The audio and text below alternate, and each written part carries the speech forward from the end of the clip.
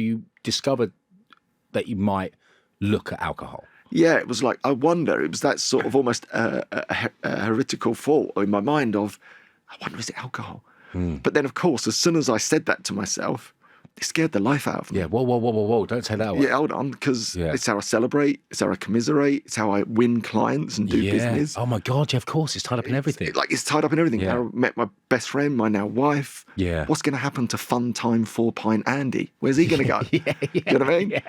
Yeah. And my biggest fear, which sounds ridiculous, I was like, how the hell am I going to dance at weddings? How's that going to happen? How can I dance at weddings if I'm not drunk? Yeah. Not a middle-aged ginger bloke throwing shapes on the dance floor. I'm not sure is that legal. Yeah. It might not even be legal. I don't know.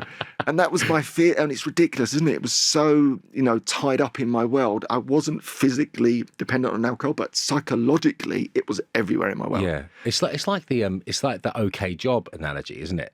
It's like if you've got an okay job, you're not really happy there. You don't really love it, but it's not really terrible, so you don't want to leave it, but really you'd probably be better if you did and do something you love, but you're kind of like stuck in that kind of all right job, whereas if you've got a fucking terrible job, you're like, please get me out of here, searching, get me a better job, get me, it's kind of that kind of thing, isn't it? Absolutely. And I think that's the middle lane. I think the middle lane, by and large, is suffering. If you just look around at society, at large, people are unfulfilled in jobs that they don't particularly like, inconsistent, maybe they're lacking in willpower, they're getting a bit grumpy, putting on some weight, not exercising as much as they once were, eating a poor diet. I could go on and on. Their mental health is suffering.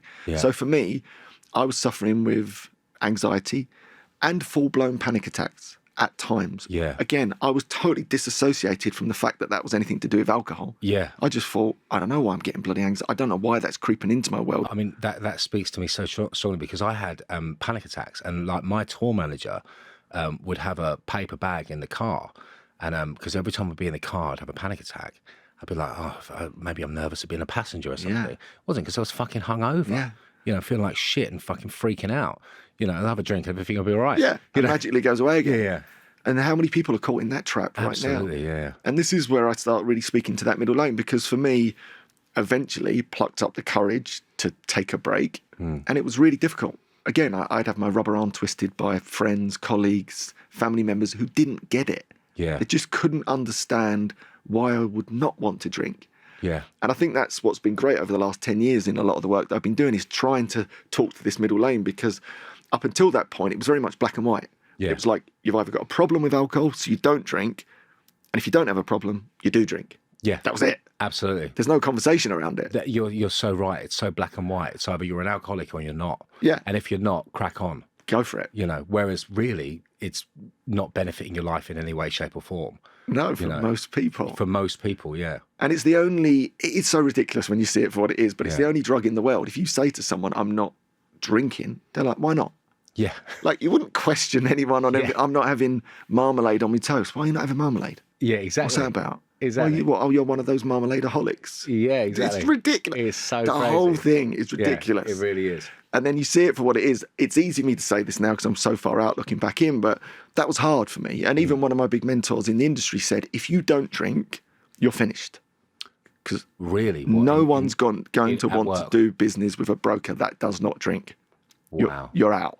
So that's unbelievable social pressure when you think about it. And he's probably thinking he's right by telling you that. Completely. He wasn't being an arse. He was giving me his mentorship advice of, Andy, look, do yourself a favour. Because again, with that black and white thinking, if you haven't got a major problem with this thing, why are you not doing it? I don't understand. It's going to jeopardise your career. Wow. So go back to it quickly.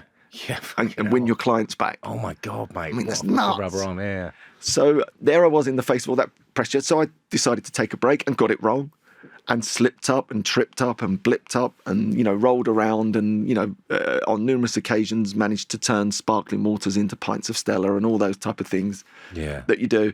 But eventually I got there.